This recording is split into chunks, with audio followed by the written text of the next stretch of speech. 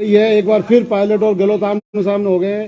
क्या आपको लगता है 8 तारीख पहले कुछ हो सकता है? देखिए, राष्ट्रीय लोकतांत्रिक पार्टी इस प्रदेश की चिंता कर रही है। पायलट को मुख्यमंत्री बनने की चिंता है और गहलोत को मुख्यमंत्री रहने की चिंता है, और आरएलपी को प्रदेश के किसान और जवान की चिंता है। पेपर लीक के जो मामले हो रहे हैं लगातार बढ़ रहे, चाहे रीट का हो चाहे सेकंड ग्रेड का हो, राष्ट्रीय लोकतांत्रिक पार्टी ने मजबूती से प्रदर्शन किए। पहले दिन से लेकर तमाम जिला मुख्यालयों पर, 2 दिन पहले जो जयपुर में ऐतिहासिक प्रदर्शन राष्ट्रीय लोकतांत्रिक पार्टी का रहा। पेपर लीक की सीबीआई जांच की मांग हमने करी। हमने कहा कि कुछ लोगों को एसओजी ने पकड़ा है। जब एसओजी की एडिलेस भी खुद ही पकड़ी गई तो एसओजी पे भी उंगली उठ गई। एसओजी सही काम नहीं करी। पहले भी एसओजी पर आरोप लगे। रीट के मामले में भी जाडोली जो बोर्ड का अध्यक्ष था, सुभाष गर्ग पर आरोप लगे। कांग्रेस पार्टी के जो था उसके ऊपर जहां से इकट्ठा करते थे, जो बना रहे चंदा करने की एक संस्था, उस पर आरोप लगे उस रीट के मामले में, और उस मंत्री पर आरोप लगे। लेकिन रीट की सीबीआई जांच नहीं कराई। हर पेपर लीक हो रहा है।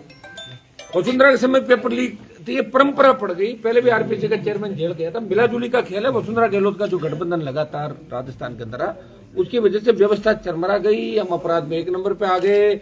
लोगों के हौसले इतने बढ़ गए कि पेपर लीक करने को 1 मिनट समय तक एक जमानत हो जाएगी, कर लो पेपर लीक, क्या फर्क पड़ता। और कितने फर्जी लोग नौकरियों में घुस गए, ये जांच कौन कराएगा? कब जांच होगी?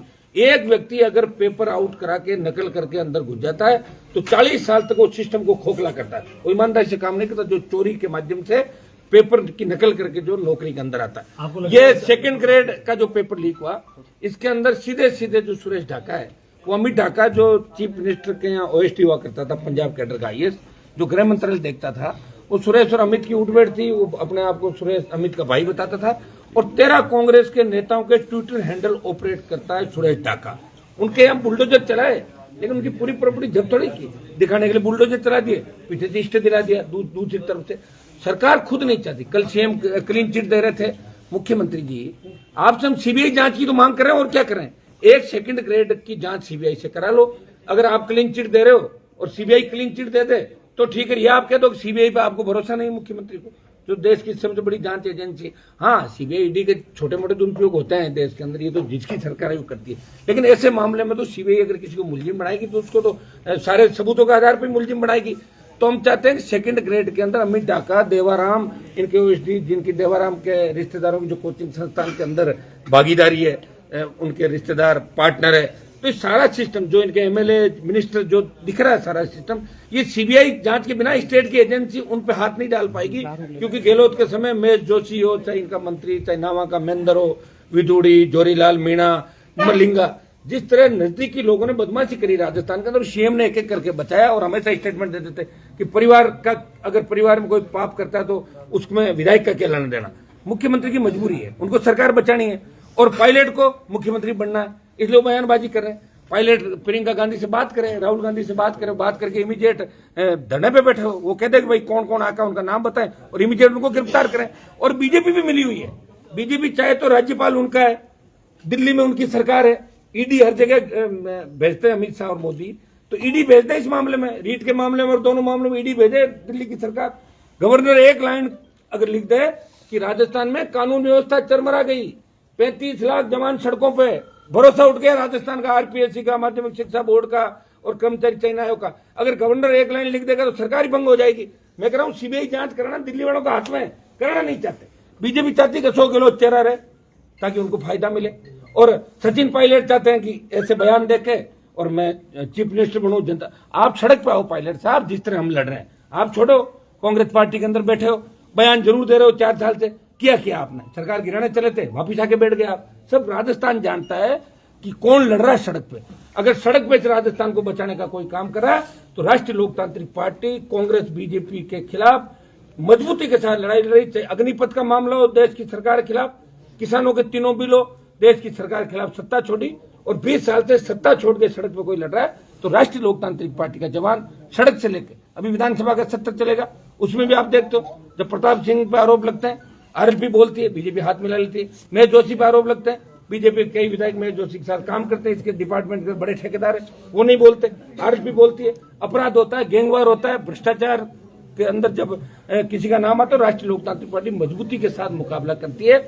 ये पॉलिटिकल बयानबाजियां, पायलट पॉलिटिकल बयानबाजी करके और ये बात करना चाहते हैं पायलट को। सारे विधायकों के साथ अगर ये कह रहे हैं कि सारा मामला है तो इनको एक दिन का धरना देना चाहिए राजधानी के लिए। मेरी उनसे मांग है सचिन पायलट से। और ये खाली बयानों से काम नहीं चलेगा, अब लड़ना होगा। और राष्ट्रीय लोकतांत्रिक पार्टी लड़ रही है।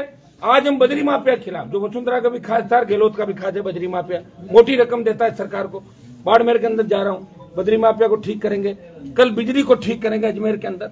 लड़ रहे हैं लड़ाई। आप देख रहे हो 20 साल से एक व्यक्ति जो गांव किसान का बेटा, जिसको कोई बहुत बड़ी विरासत हाथ में नहीं मिली, इन सब के पीछे तो कांग्रेस बीजेपी के बड़े नाम, ये तो बड़े लोग हैं, लेकिन हनुमान बेनीवाल अकेला किसान का बेटा इस प्रदेश को बचाने की असली लड़ाई लड़ रहा है। जोधपुर में 2 लाख जवानों की रैली करके देश में संदेश दिया कि अग्निपथ को वापस लेना पड़ेगा। लोकसभा में 25 सांसद है राजस्थान के, एक ही सांसद बोलता है कि राजस्थान में विशेष राज्य का दर्जा दो, ईआरसीपी लागू करो। जहां भी जो भी घटना होती है स्टेट के अंदर या देश के अंदर जवान किसान की, हनुमान बेनीवाल हमेशा जवान किसान के लिए सड़क से लेकर सदन तक, लोकसभा और विधानसभा तक उसकी पार्टी लड़ाई लड़ रही है। बेनीवाल जी, जिस तरीके से दिव्या मित्तल की जो रिकॉर्डिंग में कहा है कि ऊपर तक पैसा देना पड़ता है, ऊपर तक देना पड़ता है, ऊपर तक 100% देना पड़ता है। और डीजी की इच्छा के बिना, देखिए एससीबी, एसओजी, इसके अंदर सर्वे सर्वा वहां के जो एडीजी और डीजी होते हैं, जिनको फुल प्रभार दिया जाता है, इंचार्ज होते हैं, उनकी भूमिका होती है 100%। दिव्या मित्तल जो कह रही है 100% सही बात है। वो जांच होनी चाहिए। कौन करेगा वो जांच? क्या मुख्यमंत्री खुद की जांच खुद कर लेंगे? दे दो सीबीआई को मामला। दिव्या मित्तल के मामले में आधी एसओजी अंदर आ जाएगी। अरे भाई, एसओजी और एसीबी में किनको भेजते हो आप? जो फील्ड में ज्यादा भ्रष्टाचार करते हैं उनकी बाद में पोस्टिंग एसओजी एसीबी में हो जाती है। तो भ्रष्ट व्यक्ति भ्रष्टाचार कैसे छोड़ देगा? आपको लगता है कहीं भी बैठो इन्वॉल्वमेंट है? मैं कह रहा हूँ 100% अशोक राठौड़ सहित कई लोगों का इन्वॉल्वमेंट है इसके अंदर। मैं तो कह रहा हूँ सीएमओ का इन्वॉल्वमेंट है। देवाराम सैनी, अमित ढाका कौन था? अमित ढाका होम मिनिस्ट्री चला रहा था। ऐसे कई अधिकारी राजस्थान के अंदर, और ये अधिकारी वसुंधरा के समय में थे, गहलोत के समय। श्रीमद पांडे गहलोत के सेक्रेटरी थे, वसुंधरा के सेक्रेटरी थे। कई ऐसे अधिकारी, अनगिनत अधिकारी। और मिलाजुली का खेल का जो मैं आरोप लगा रहा हूँ, अब आपका मीडिया भी करने लगे, मिलाजुली का खेल। एसीबी बयान एक आदेश जारी करती है कि नाम उजागर नहीं करेंगे। अब भ्रष्टाचारियों को नाम उजागर नहीं करो, उनको माला बनाओ क्या भ्रष्टाचारियों को? 3 दिन मीडिया बोलता है, सीएम आदेश वापस ले लेते हैं। जिस तरह जैनों के पवित्र तीर्थ को राष्ट्र वो कर देते, पर्यटन स्मारक घोषित, और 10 दिन जब आवाज चलती देश में वापस हो जाते हैं। तो सरकारों की आदत पड़ गई थूकना और चाटना। देखते हैं जनता कितना क्या कर रही है। अब ये जो लड़ाई लड़ रही है इसलिए राजस्थान में, ये राष्ट्रीय लोकतांत्रिक पार्टी लड़ रही है। ये तो सारी ढकोसलें कांग्रेस पार्टी की। मैं तो कहता हूँ कि पायलट साहब कितने दिन बयान दोगे तो बताओ। 4-6 महीने बाद तो चुनाव है राजस्थान में, आओ सड़क पे लड़ो लड़ाई, तब लोग माने। खाली बयानों से नहीं मानने वाले लोग। और आप जाओ राहुल प्रियंका से बात करके सीबीआई जांच का आदेश कराओ सारे मामलों के, तब हम मानेंगे कि आप बयान दे रहे हो। और आपकी दिल्ली में चलती है, दिल्ली में अगर चलेगी तो हो जाएगी सीबीआई जांच। बेनीवाल जी, संजीवनी मामले में एसओजी कार्रवाई कर रही है, कुछ मंत्री के नजदीकी लोगों को यहाँ से उठाया करा है, क्या कहना चाहेंगे संजीवनी मामले? देखिए, संजीवनी आदर्श जितने भी घोटाले हुए हैं, इसके अंदर अरबों खरबों रुपए लोगों के साथ ठगी वसूली हुई। और ये एक तरीके से एक चेन चल गई पूरे देश के अंदर कि कोई भी व्यक्ति कोई चीज लाता है और लोगों को बरगलाता है, और लोग उसके झांसे में आ जाते हैं। झांसा देख के जो ऐसी क्रेडिट सोसाइटी जो काम करती है, इनके खिलाफ लोकसभा के अंदर मैं हमेशा बोलता हूँ। मैं चाहता हूँ कि इसकी पूरी जांच होनी चाहिए, तय तक जाना चाहिए।